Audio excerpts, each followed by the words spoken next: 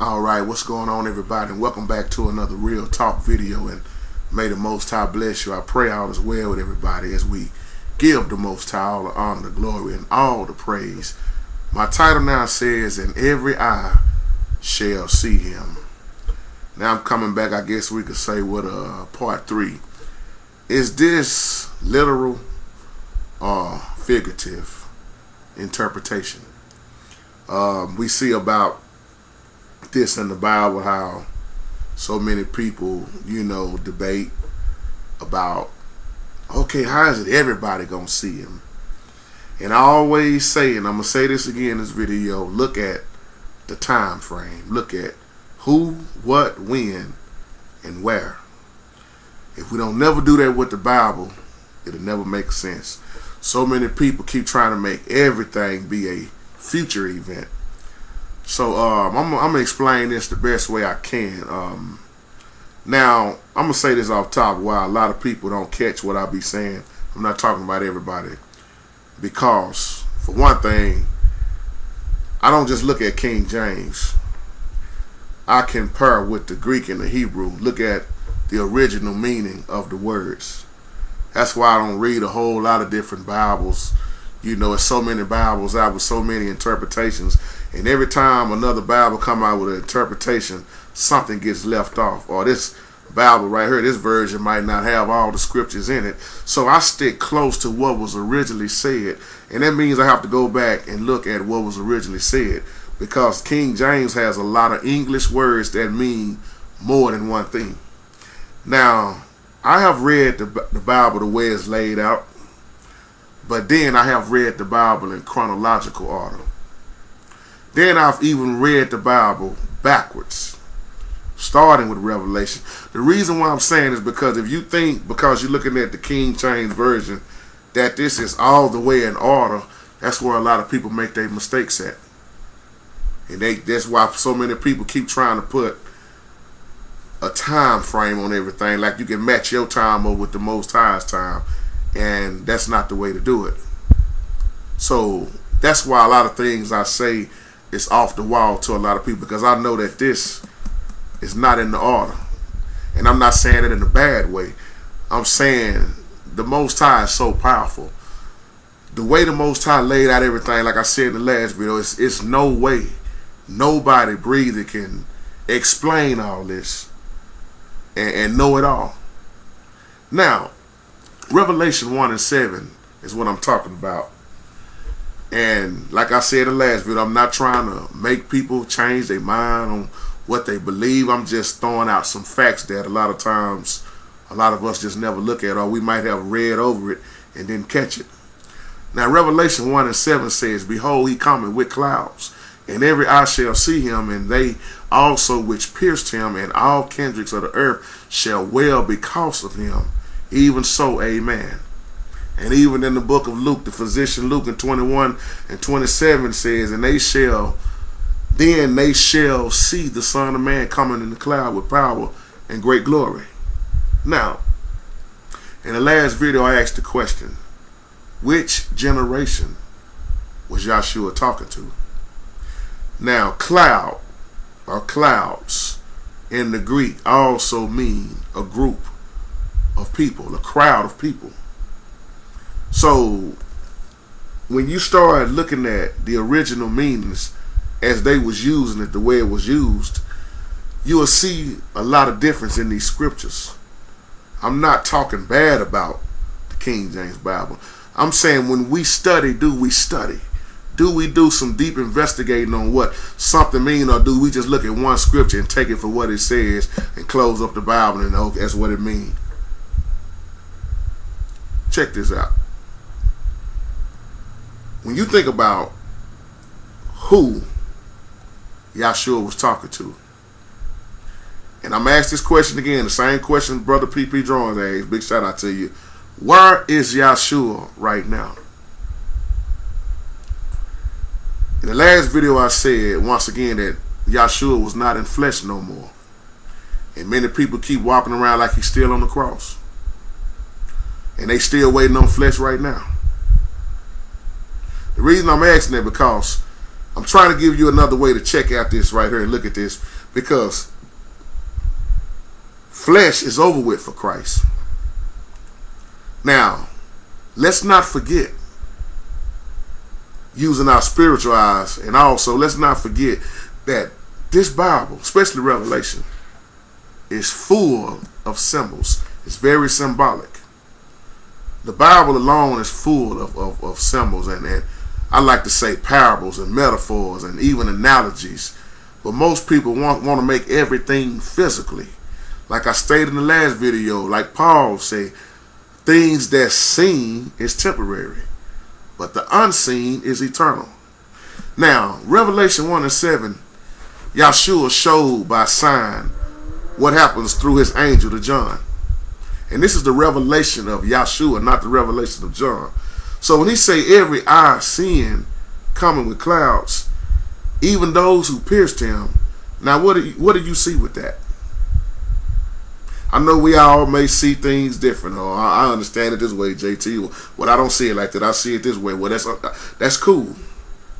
But I'm just giving you once again something to think about and look at. Some people look at this in a symbolic way and not a literal sense. But some see it literally and not symbolic. It's each to their own. And some people just don't care at all. Well, the reason why I'm saying that, because think about Jerusalem. The literal place, Jerusalem, becomes the symbolic holy city. That what? That new Jerusalem coming down from heaven to be on earth. But most preachers keep telling you heaven is this way in the clouds. When we fly away secretly, when we get out here ahead of time, I don't know where they're going. But Yahshua promised to come this way, and I'm not trying to miss him by going that way to some secret location that I sure don't know what. When you look in the Bible, when people got taken out, it was always the wicked. Now Enoch, some of them did get translated. I didn't say raptured. Translated. Which means this is so much confusion out here, because every time you cut on YouTube, it's a Catching Away movie or video or something, and everybody else getting left behind in their flesh. See, that's some confusion right there, because flesh don't see heaven. Your spiritual body does. People riding down the street getting snatched out of cars and going to a secret location in their same fleshly form. Show you how throwed off people done let Hollywood and all these movies and things get them. And these preachers, they keep telling you when we get over here. See, that's all confusion, because then the true preachers are teaching suffering and struggling and enduring to the end, while the other one was saying you ain't gonna suffer none of that. I'm not trying to make nobody mad. I'm just talking about what's going on. But plain as day, Revelation teaches you the old heaven passes away. Now, once again, Revelation is past, present, and future. So like I was saying about in the Greek, when cloud is known as a group of people, not literally the cloud in the sky, a lot of people say I talk against scripture because I'm talking about what the Greek or the Hebrew might say. Ain't that amazing? But they won't go study for themselves, the ones that do that. Well, JT, you teaching lies, man. King James Bible said, I'm using the same word you using, but I'm telling you what it mean in the way they used it. When you look at the saints, so if I say it's a cloud over there waiting to meet me at the end of the street, all I just simply said was this: a group of people, a group of saints waiting on me at the end of my street. We finna go somewhere, going to the store. We're going to have a Bible study class. If I start talking like the Greek, half the people I know wouldn't even understand me. That's why I try to just talk plain English. But half the people I talk to can't even understand plain English. That's why I don't get on here and start hitting y'all with words like, I can hit them, I can say them. But I'm not going to do y'all like that, because why? You might hear me say a Greek word and then tell you what it means. Because the Most High is not impressed with big words. It take two little words to make a big word anyway. I ain't worried about with all this word and theology and stuff. Sometimes we make the word of the Most High so hard. Now, see, the disciples, we know, we've been studying this a long time. The disciples, what did they do? They asked for those signs. They asked. Now I want to say something kind of off the wall here. When they ask for the signs, you think about this. How can you make the sign of a thing be the same thing as the thing itself or a person itself? We oftentimes in the Bible see many signs. The sign is something that must take place. It got to be the actual coming. That's why we got all this confusion, because it's some hard up confusion, my brothers and sisters, to try to make the sign and the actual coming the same thing. That's just something to think about. Matthew 24:30 says, then the sign of the Son of Man will appear in heaven, and then all the tribes of the earth will mourn. And they will see the Son of Man coming on the clouds of heaven with great power and great glory. Now, if y'all who study deeply know what I've been talking about lately in these videos, it's just simple, ain't it? I've been talking about the destruction of Jerusalem in AD 70. Revelation 1:7. In order to really understand that, you got to understand what happened to Jerusalem. That's speaking of the destruction of Jerusalem. And Yahshua himself physically was not literally seen, but his judgment was seen very hard, wasn't it? They saw the judgment. Nobody saw Yahshua in AD 70, we could say, at the destruction of Jerusalem. How could you see him? Just like I can't see the Most High right now, but I can feel the presence. I don't have to, I can look at that bush out there and see it's moving, but can't see the wind, but know something is pushing it.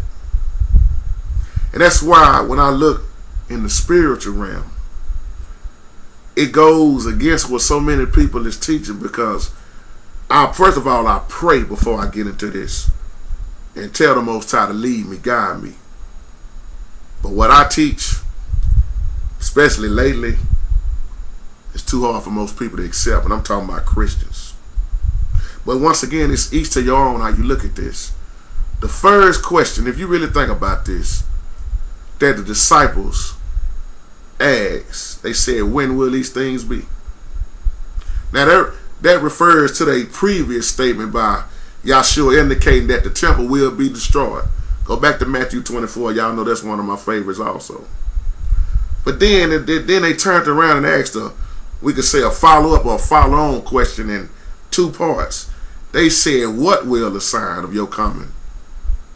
What? And of the end of the age, not the end of the world. Now I want to ask you a question, because once again, when, what, those type of questions are very important. Didn't he tell them? So when he says every eye shall see him, my question to you is, do this refer to those who have accepted Yahshua? Or is this to the wicked that pierced him, did him wrong? Or is it to everybody? Some of y'all know where I'm going with this spiritually. That's why it's so funny to me when somebody set another rapture date and even tell you what time. And we all got different time frames that we on.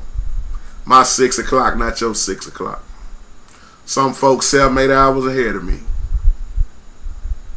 Y'all see how slick Satan operates. So when he says, every eye shall see. Now we remember this. The Bible said, not one of his bones will be broken. And as another scripture says, they will look on the one they have pierced. Both of these texts, when you study, they go back to what Zechariah 12 and 10 was saying. And I will pour out on the house of David of Jerusalem what? A spirit of grace and supplication. But for the wicked, what did he say? He said to the ones, they will look on me, the one they have pierced, and they will mourn. That's what he said. So when we really see what Yahshua is showing us, it's going to be a sad time for the wicked ones. See, Satan is making war with the saints and has been for a long time. That's why this is a spiritual battle. It's spiritual. We wrestle not against what? Flesh and blood. So we fighting against principalities, rulers of darkness. What does it tell you? It's a spirit. It's a spiritual realm. Satan ain't stopped messing with us yet. It's a reason why there's a lake of fire going to be set up. The ungodly going to face a hard up judgment and punishment. But wait a minute, JT say all eyes will see him, even the ones that's dead. What did the Bible say? And I saw the dead, great and small, standing before the throne, and the books was open. And another book was open. One book was the book of life. And then there was another. The Bible say the dead were judged according to what they had done, as recorded in the books. The sea gave up what? The sea gave up the dead that was in it. And death and Hades gave up the dead that were in them. And each person was judged according to what he had done. Think about the wicked. Think about the wicked ones who are dead, or we could say was dead. They're going to be raised to go to the lake of fire.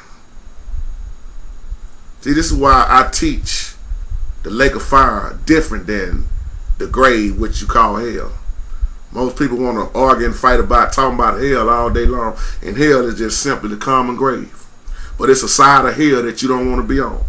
I could say right now, when I die, I'm going to hell. That'll throw a lot of people. And all I just simply said with the original meaning is that I'm dying and going to my grave. But I'm going to be on that paradise side. Now, if I say when I'm going to die and I'm going to be in the lake of fire, that's totally different. Sheol, Hades, the grave, that holding place. But that side that the wicked was on. Just like in Luke 16, Lazarus and the rich man. Lazarus was in paradise. He was on the right side, the good side. That rich man didn't look too good for him. That's a whole nother video I've already done, but not gonna stay on there. Let me leave that alone. But let me wrap this up. When you think about his crucifixion, Yahshua's judgment once again on Jerusalem, his judgment was seen. He wasn't seen, but his judgment, and I'm talking about physically, his judgment was seen by all those who orchestrated his crucifixion. Talking about the high priest on down to the Sanhedrin, along with all them ones who joined up together to kill him. That's why it's so much to say about clouds, because the Most High gave his people the picture of his glory being represented by clouds. So when you say he's coming in with clouds, you can't always make that literally. You got to look at that spiritually.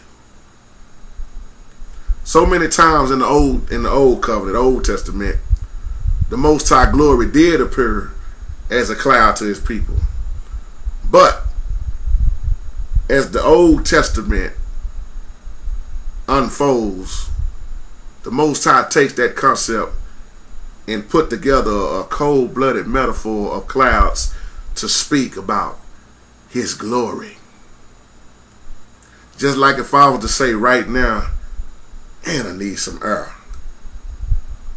What kind of air do I need? Am I mad at somebody? I need to go cool off outside. I need to get some air. Or do I need some air because I can't breathe? Y'all see my point? How we can take one word and try to just use it one time and make it say that's what that means, when it could mean more than one thing. or if I say Ruach. See, we got to understand the true language that they was talking. Now,